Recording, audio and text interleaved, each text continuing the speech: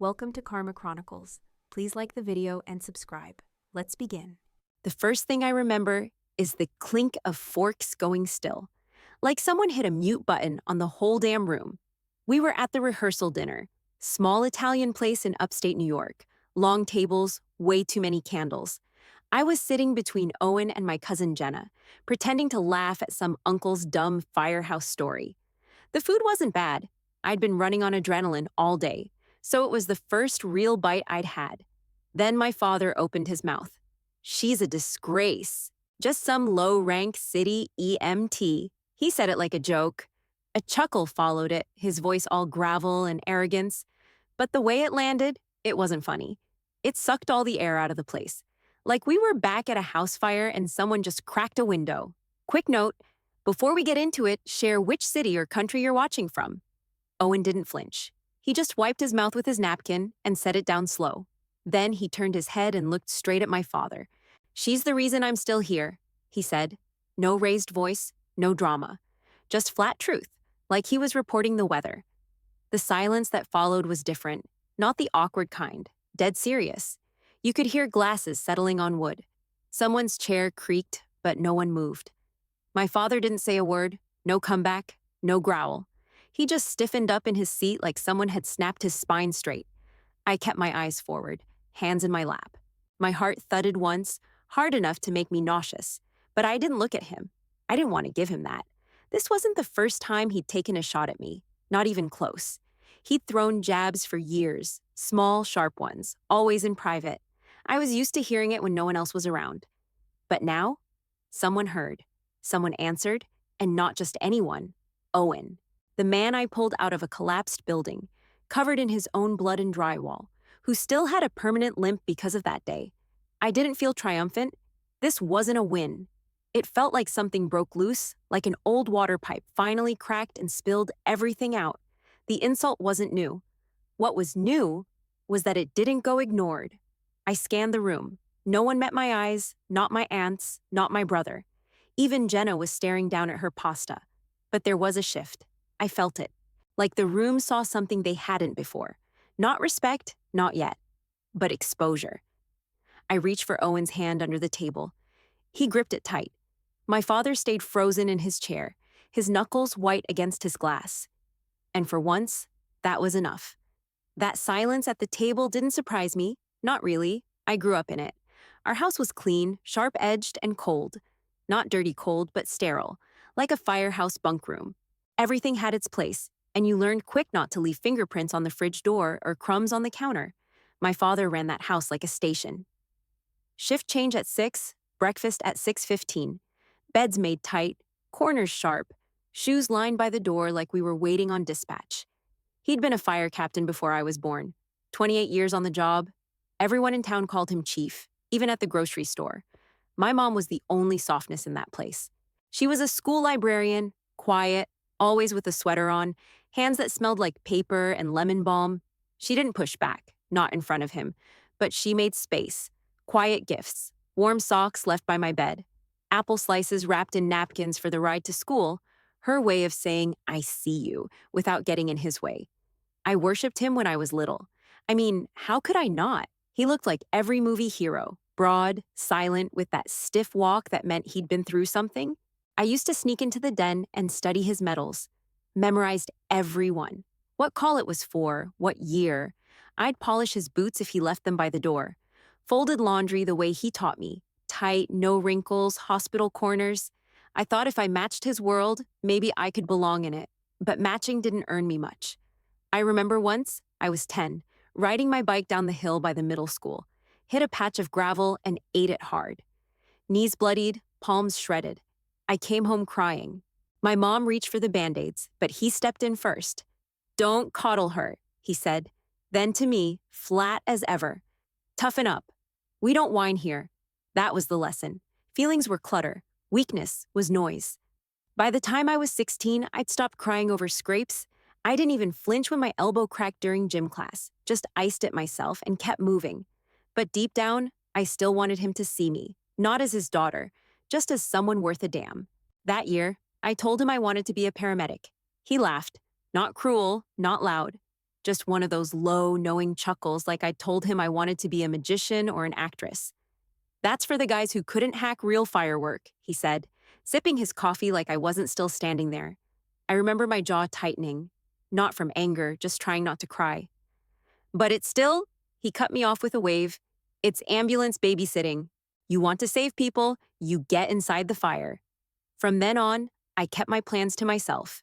Even when I won a regional science fair with a presentation on emergency response systems, he said, "Don't get cocky.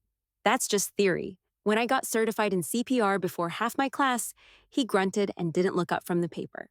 When I got invited to a summer fire science program at a state college, free tuition, competitive as hell, he shrugged and said, "Hope you packed your own boots." I thought the dismissals would get easier. They didn't. I just got quieter. Mom tried, in her own way. She'd slip little notes in my notebooks. "You're doing great," or "I'm proud of you," and then change the subject fast if he walked in. I started keeping a shoebox of them under my bed, a tiny, papery rebellion. By senior year, I had a full binder of certifications and a gut-deep sense that none of it would ever be enough. I stopped trying to get his praise, started aiming for distance instead. He didn't yell, he didn't hit, he didn't even argue. He just made sure I knew exactly where I ranked in his world, below the station, below the crew, below the job. He used to say, "You don't get points for trying."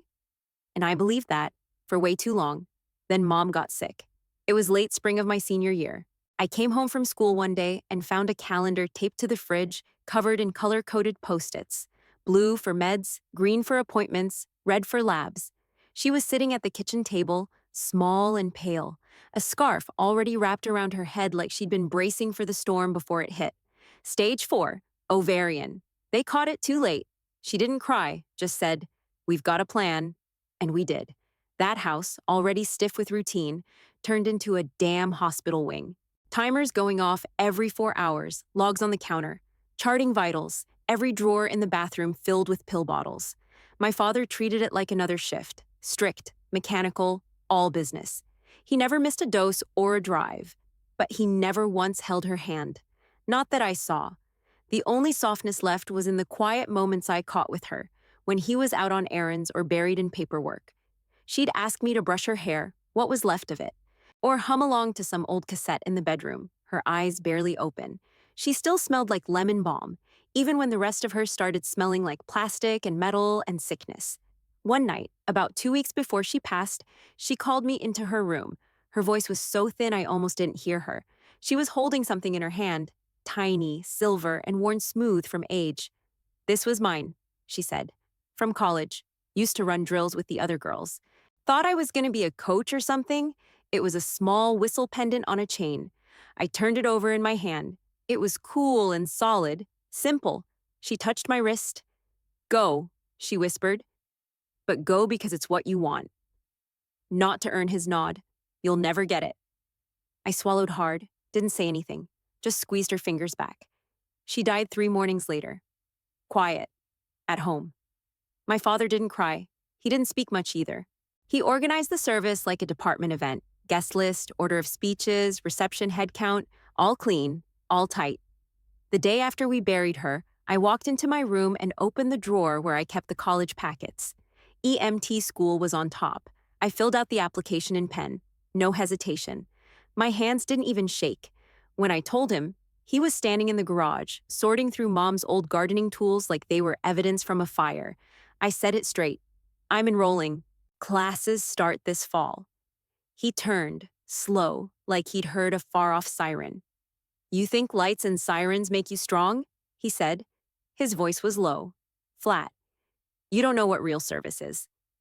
I stood there, arms crossed, that whistle burning in my pocket.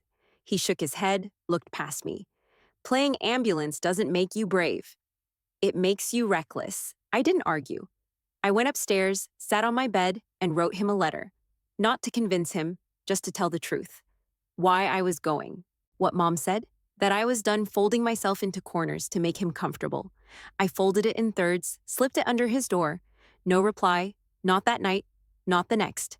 The following Monday, I got up at 5:15, brushed my teeth, laced up my boots, packed my duffel. I left the whistle around my neck and my letter jacket on the bed. He was in the kitchen when I came down, pouring coffee like it was any other day. He didn't say a word, didn't look at me, so I walked out. 6 a.m. sharp. No goodbye. The sky was still dark. My breath fogged in front of me. The air smelled like burnt toast and early frost. I got in the car, turned the ignition, and didn't look back at the house once. By the time I hit the city limits, I was running on nerves and black coffee. EMT school wasn't a cute classroom setup with CPR dummies and smiley instructors. It was a concrete block of a building wedged between a bail bond shop and a boarded-up Chinese buffet. Rust on the pipes, dust in the vents. Everything smelled like bleach and desperation. The academy ran like a boot camp, no sugar, no comfort. Just long hours, louder voices, and nowhere to hide. We had drills from 6 to 6, then night study, then bed, then up again. You missed a mark. They made sure the whole class felt it. One guy fell asleep during triage review. Next morning, we all had to run parking lot laps in turnout gear. Failure wasn't punished. It was erased. If you couldn't keep up, you were just gone the next day. Desk cleared. Locker emptied. I started taping my hands by week 2. Rope burns, splinter cuts, one twisted wrist. No one cared. No one asked. Instructors yelled like we were already on the street. Faster! Wrong grip. That's someone's mom dying, and you're moving like molasses. They didn't want to break you. They wanted to find out if you'd already broken. We practiced CPR under strobe lights while alarms screamed through the speakers. Had to extract mannequins from wrecked sedans using real tools. Sweat, rust, and smashed glass everywhere. Blood simulations were sloppy and smelled like syrup and meat. One girl vomited in the middle of a drill and got barked at for stopping compressions. I didn't flinch. I didn't complain.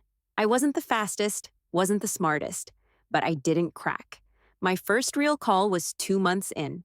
A skinny guy, mid-20s, collapsed outside a laundromat, heroin, barely breathing, lips already blue.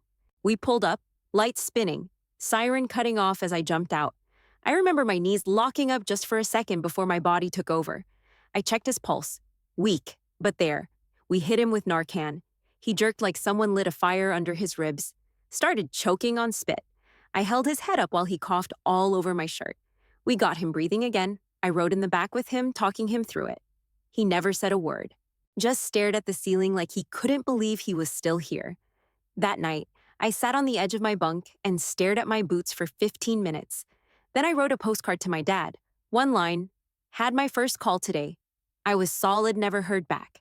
My Aunt Lisa, Mom's older sister, sent a box a few weeks later. Cheap thermal socks, a mini flashlight, and a folded yellow note. Don't let them see your fear. No return address, just her name. I taped that note inside my locker, right next to the Academy's emergency response map. Every time I felt my hands shaking, I stared at it until they stopped. Eventually, the other recruits started nodding when I passed in the halls. Not smiling, just nods. Respect. One guy, Jordan, pulled me aside after a car lift drill and said, "You don't scare easy." I shrugged. "I've seen worse." He believed it. I think that mattered more than anything. There was no ceremony, no backpats. Just a quiet shift in how they stood next to me, like I belonged there now. That academy didn't make me tough. It just burned off the noise. What was left? That was real. The respect lasted. 3 years later, I was still on the job. Worn-in boots, half a dozen certifications, calluses on every joint, and a full calendar of back-to-back shifts. Then came the warehouse explosion. It was early fall, middle of the week. A gas main blew under an old manufacturing block on the south side. Half the city lit up in sirens. Dispatch scrambled rescue teams from 3 districts. My squad rolled in less than 10 minutes after the first engine. Me, Vargas, and Tino. All sharp, all tired, all silent as we pulled up to hell. Flames shot out from the roofline. The front of the building was collapsed in like someone punched it. Smoke was low and fast, hugging the ground like a blanket trying to choke the street. I pulled on my gear before the rig even stopped moving. My gloves stuck for a second, still damp from the last shift. We ran toward the collapse, radios crackling nonstop. Fire crews were already on suppression. Our job was search and rescue. One target, inside. A contractor had been doing HVAC work on the second floor when the gas line ruptured. Some civilian on scene pointed up at the wreckage. He was there. Above that corner office, the whole frame groaned as we got closer. Sheet metal warped, glass shattered under our boots. You could hear it breathing. like the building knew it was dying. Vargas said, "This is gonna pancake." We call it, but I'd already moved in. Not yet. Tino followed. Vargas cursed but covered us. Inside, it was a damn maze. Twisted stair rails, dangling wires, floors soft underfoot. We found him maybe 60 feet in, pinned under a steel beam that had come down with the ceiling. Blood soaked his jeans. His leg looked wrong, bent, trapped. Dust coated his face. His eyes were open, wild, searching. "I got you," I said, dropping to my knees. He tried to move, screamed. I pressed both hands down on the thigh, hard. "You move, you bleed out. Stay with me." Tino called out, "This beam's not budging without lift support." "We don't have time," Vargas yelled through the radio. "Roof's buckling." I tuned it out. Focused on the guy, sweating, shaking, lips pale. I checked his airway, still clear. Pulse thready, but there. I hit my mic. "Unit 4C, we have one live male, mid-30s, pinned right leg, probable compound fracture, risk of arterial bleed. Need hydraulic lift now. Repeat now I didn't move from him." "Hey," I said, holding pressure on his thigh. "What's your name?" He blinked slow. "Owen." "Owen, I'm staying with you. You hear me?" He nodded once, blood on his teeth. We waited like that. Seconds stretched. Every groan from the walls felt like a countdown. My arms started to go numb. My knees burned. But I didn't shift. I didn't speak again. I just locked in and held him there, alive. The lift team got there 4 minutes later. Fastest 4 minutes of my life. And somehow the longest. They wedged in the spreaders, lifted the beam a few inches, dragged him out. I got hauled with him, one arm still pressing down, other gripping his collar. We made it out 6 seconds before the wall came down. I felt the shockwave in my teeth. At the hospital, I sat outside the trauma room, sweat-soaked, bloody, not sure what part of me was injured. A nurse brought me water, said he was stable, said I should go home. I just nodded. He asked for me before I left. They wheeled me in. He had an IV in each arm, oxygen running, leg already splinted. He looked up at me, cracked a smile. "You didn't let go." I didn't smile back. I just said, "Nope." His name was in the report. I didn't think much more about it. The next morning, our captain said the story made local news. A contractor saved during the warehouse collapse. Hero, EMT, blah, blah, blah. I didn't care. I didn't keep the article, didn't even read it. I sent my dad a copy anyway. Folded it with the station letterhead, no note inside, no reply. Didn't shock me. That rescue wasn't about proving anything. It was about doing the damn job. Owen showed up at the station 2 weeks after they discharged him. Limping, stitched up, walking like every step dared him to quit. But there he was, holding a box of donuts and a 6-pack of Gatorade. He nodded at me like we hadn't nearly died together. "You drink blue or red?" he asked. I grabbed the red. "You owe me a leg," he smirked. "Fair." We started texting after that. Quick stuff, jokes, updates. One day I sent him a picture of my ripped gloves with the caption, "Guess who fell in puke again?" He sent back tough break, hero. Couple weeks later, we got dinner. We weren't romantic, not at first. Just two people with bruises that matched. But it stuck. I'd never dated someone who didn't try to fix me or break me. Owen didn't do either. He just stood next to me like he belonged there. I earned my paramedic license that spring. More hours, more pressure, but I didn't mind. I started leading drills, running simulations for rookies. I liked the chaos. I liked being the calm inside it. One day, a trainee asked me, "How do you not panic?" I said, "You think panic helps somebody breathe?"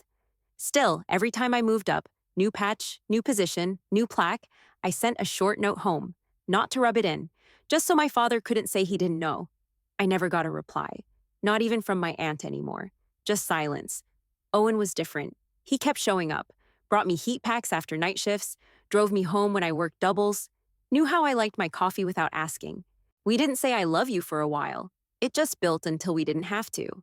The night he proposed was dead simple. We were walking back from a diner. I'd just come off a 14-hour shift and smelled like diesel and bad coffee. He stopped under a street lamp and handed me a ring box.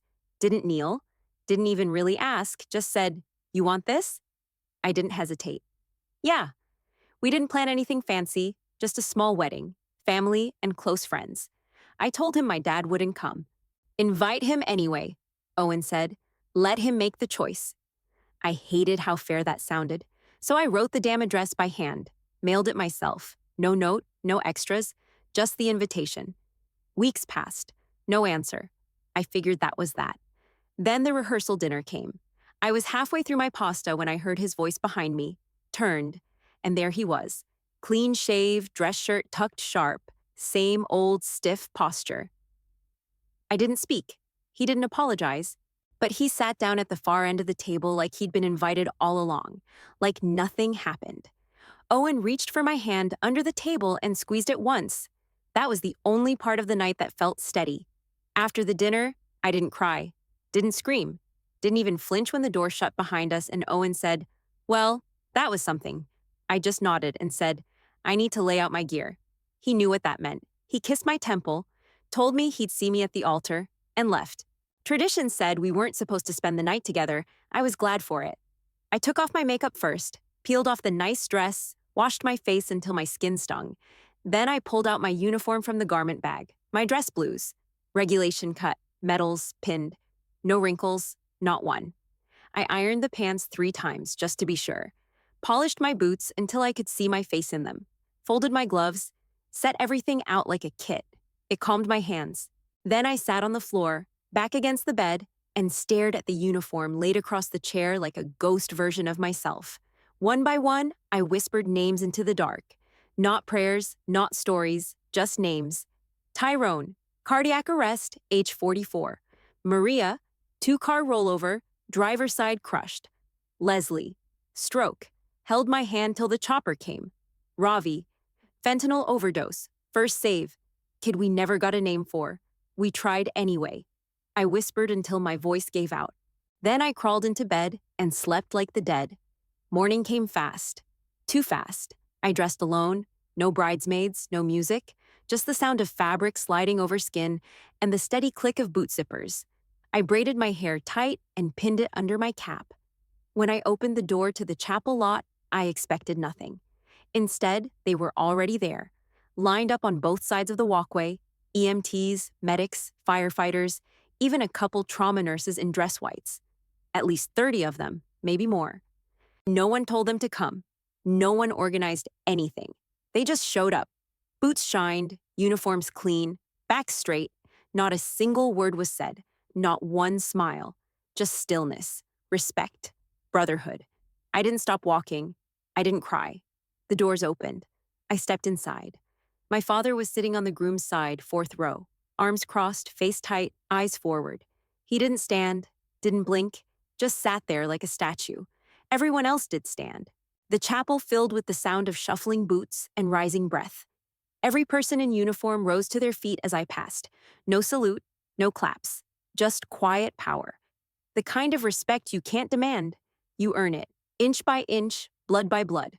I locked my eyes on Owen. He was waiting for me. Tie straight, shoulders square. Like always, he looked at me like I was already enough. When I reached him, he whispered, "You okay?" I nodded once. "Let's get married." The rest of the ceremony didn't matter much. I remember my voice was steady during the vows. I remember Owen's hands didn't shake.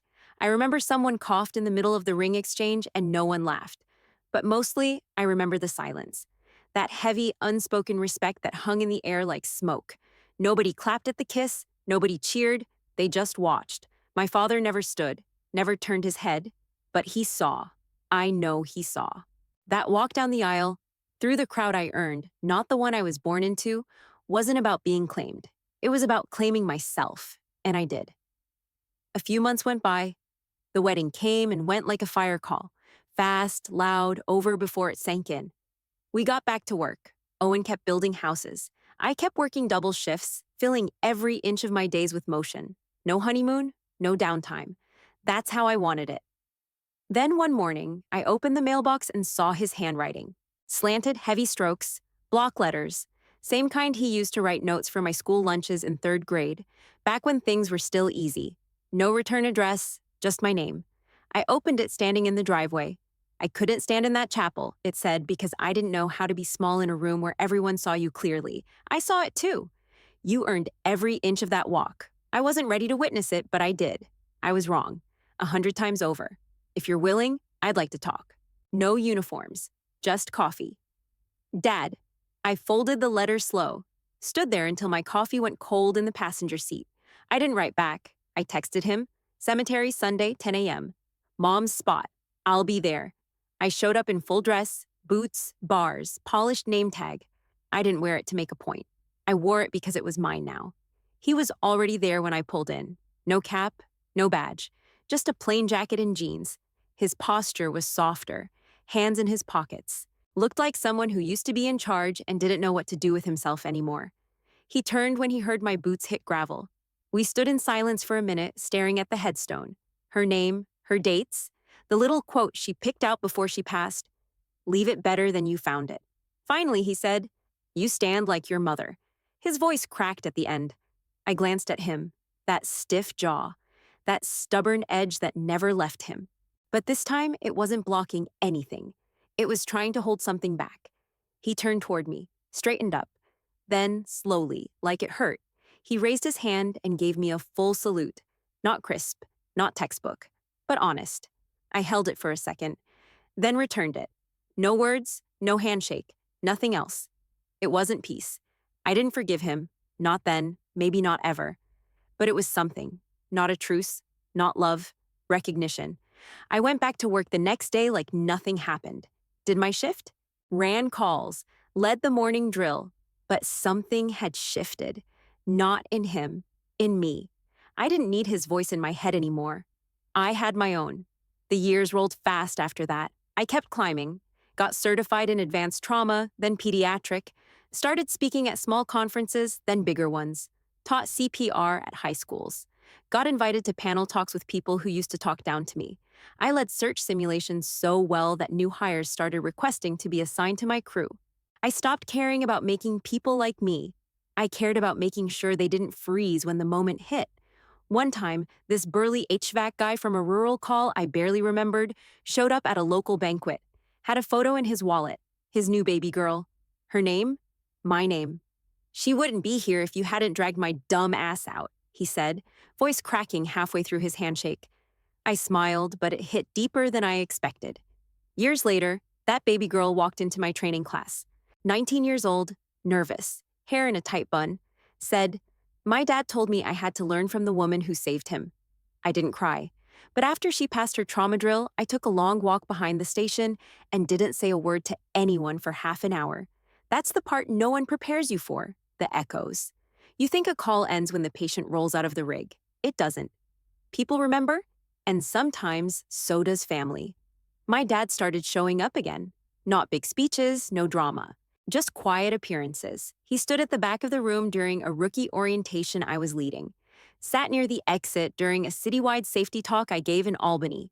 Didn't make himself known, didn't need to. He was there. Once during a county dinner, local awards thing, half-baked chicken and warm rolls, we crossed paths at the buffet line. No crowd around, no stage. Just 2 plates and a tray of green beans between us. He reached out, not like a captain, like a man. Shook my hand. "I'm proud of you," he said. I nodded. "Thanks." That's all. I didn't forgive him, not right away. The scar was still there, but it didn't bleed anymore. You grow up thinking recognition has to come at the right time, in the right way. But sometimes it shows up late, clumsy, uncomfortable, and still, it matters. 1 year later, I stood backstage at City Hall, dress blues pressed, metal ribbon pinned, hands sweating like it was my first day again. They called my name. The room stood before I even stepped forward. First row, James, still, quiet, proud as hell. Back row, my father, stiff, alone, but standing. I didn't look at either of them until I hit center stage and took the award. I nodded once. That was enough. Afterward, at the reception, I slipped outside to breathe. The medal weighed less than I expected. The silence felt heavier. James joined me on the steps, didn't say anything, just handed me his phone. Text message, unknown number. "Still think about your wedding. Never seen that many uniforms tear up. You taught us what standing looks like." C, one of my old trainees. She was green, nervous, ran toward pressure anyway. I liked her. I read it twice. James looked over. "You gonna reply?" I looked out at the street. Quiet, sun low, traffic lights blinking on. "No," I said. "Some salutes stay forever." He didn't push. He just took my hand. I wasn't thinking about my father anymore. I was thinking about the aisle, the walk, the people who stood, not because they had to, but because they meant it.